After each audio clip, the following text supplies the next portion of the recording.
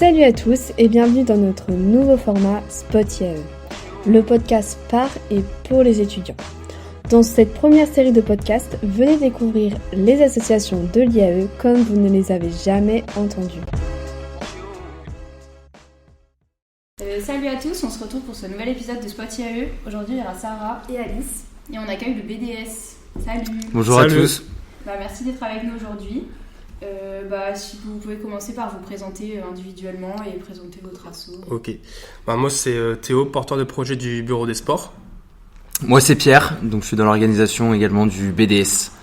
Et du coup le Bureau des Sports, ça a un but d'organiser des événements, d'une partie un peu de défis compétitifs, et surtout la grosse partie c'est l'initiation et du partage pour les événements, remettre les gens au sport et leur faire découvrir des petites choses. Exactement, et le but c'est de créer une synergie, une véritable dynamique entre les étudiants de l'IAE de Lille, à travers, donc comme l'a dit Théo, des activités physiques, mais également ludiques, tout ça dans la bonne humeur tout au long de l'année. Donc l'objectif c'est vraiment de rendre le sport accessible à tous, peu importe le niveau des personnes. Le niveau de départ. Exactement. Et du coup, pour remplir ces objectifs, c'est quoi vos missions à travers l'année ? Okay. Alors on a des missions principales imposées par le tuteur. Donc c'est des missions d'organisation d'événements et le tuteur est très à cheval sur le fait d'initier les gens, pas faire que du foot et du basket, le grand classique, faire des initiations, faire découvrir des sports. Donc ça c'est la mission principale. Et donc après on a des missions secondaires qu'on se fixe nous-mêmes avec les membres de l'asso l'année même après le recrutement. Donc par exemple cette année on s'est dit on veut être la voix lilloise un peu du sport, c'est-à-dire partager les informations sportives, partager par exemple aussi les recrutements des clubs locaux, histoire de donner et que par exemple les gens qui viennent d'autres régions puissent faire le sport qu'ils veulent en gardant le même niveau de compétition. On a aussi eu d'autres objectifs qu'on s'est fixés, notamment par rapport à la Coupe du Monde. On s'est dit on va faire des after-work pour se retrouver autour d'événements sportifs. Et après... Non, après t'as tout résumé. Si on parle plus des initiations, on a fait initiation boxe et initiation judo au début de l'année. Donc en gros, il y a 3 types d'activités, soit des initiations, soit des entraînements, ou soit des after-work. Et ouais, du coup, pour rebondir là-dessus, par rapport à la boxe, on a aussi voulu faire des jeux concours, faire découvrir, essayer de trouver des partenariats avec des clubs de sport. Par exemple, le club de boxe, c'est un club qui vient d'être créé rue Royale. Et du coup, on a réussi à avoir 4 places gratuites et qu'on a fait gagner un jeu concours. Trop bien. Voilà. Et du coup, pour faire tout ça, vous répartissez comment au sein de l'asso ? Vous avez des pôles, qui est en charge de quoi ? Ouais, alors donc du coup, on a 2 pôles majeurs. Un pôle com qui est composé de 3 personnes. Et le reste, c'est le pôle épreuve. Donc dans l'association, il y a 11 personnes, dont 3 alternants, dont moi je fais partie des alternants. Donc en fait, le but des alternants, c'est vraiment d'être en soutien, d'aider le BDS dans les events. Donc voilà comment est répartie l'association. Donc même s'il y a différents pôles, on travaille quand même tous main dans la main. L'objectif, c'est de créer une synergie entre les pôles pour que tout le monde soit au courant des événements qu'on propose et que tout le monde soit impliqué à la même hauteur. Et par exemple, dans le pôle épreuve, il y a encore coupé en sous-groupes. En fait, on se répartit tous en 2-3 personnes sur chaque événement.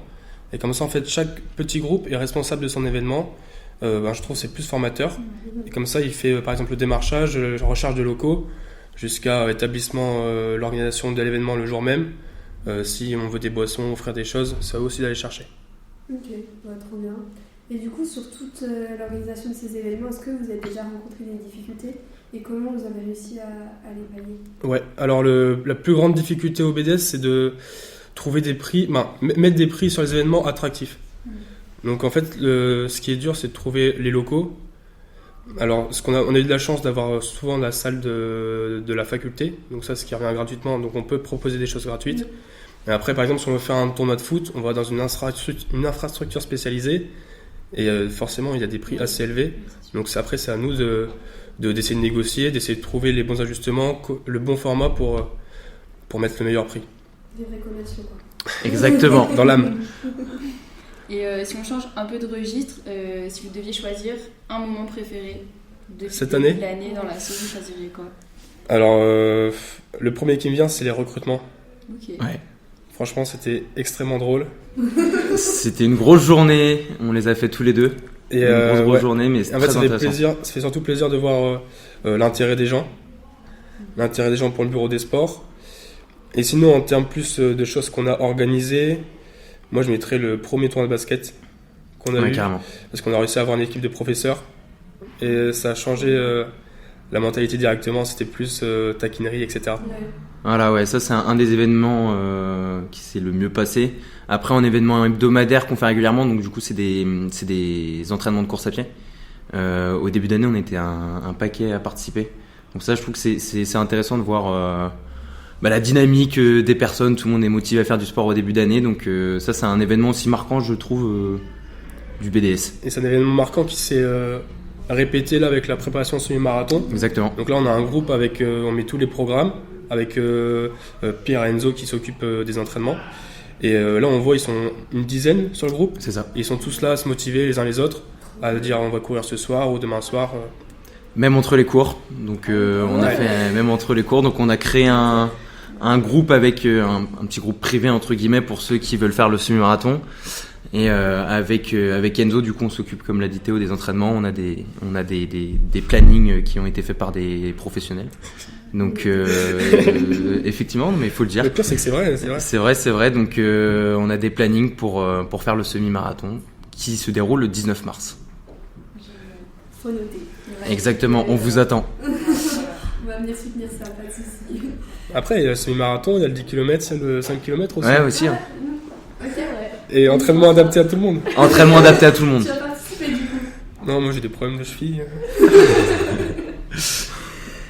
Et du coup, pour remettre tout ça en place, là vous parliez des recrutements tout à l'heure. Oui. Du coup, c'était quoi les qualités que vous recherchiez pour les personnes qui font maintenant partie du BDS? Je te laisse commencer ou? Ouais, vas-y.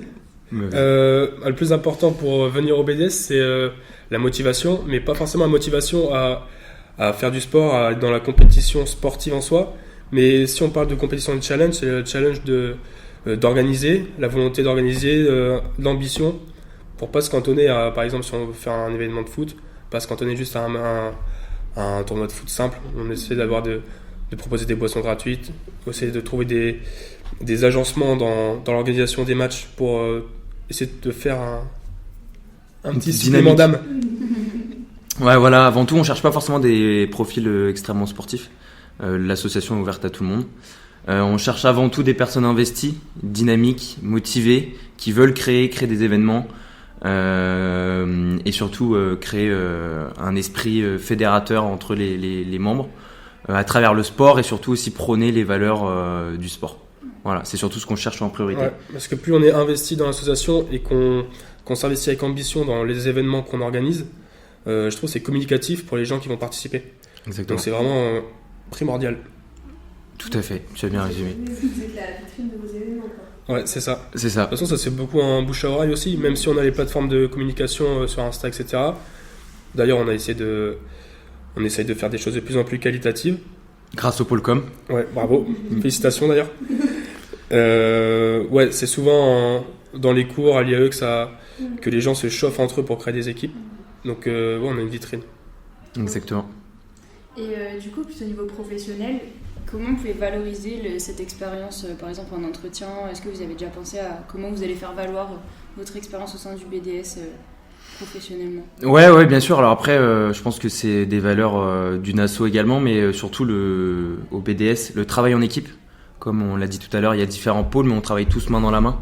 Donc c'est un bel atout qu'on peut mettre en avant justement, je pense, pendant des entretiens avec des pros ou quoi que ce soit.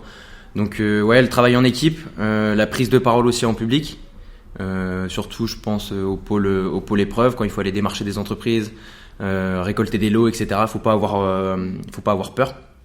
Donc ça, c'est 2 points je trouve très importants. Quand on est en réunion, c'est aussi avoir une vision long terme, savoir s'organiser en avance et planifier chaque petite étape d'un projet. Et il y a plusieurs projets qui se font en même temps. Du coup, c'est réussir à faire un bon mix organisationnel de tout ça.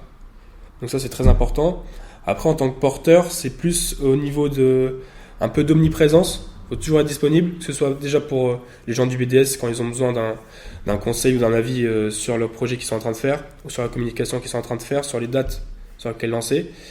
Parce qu'il y a un côté interne avec le BDS et externe avec toutes les autres assos, et c'est pas facile de bien s'organiser entre nous avec un planning assez restreint. Donc c'est surtout au niveau externe, et après relayer l'information en interne. Exactement.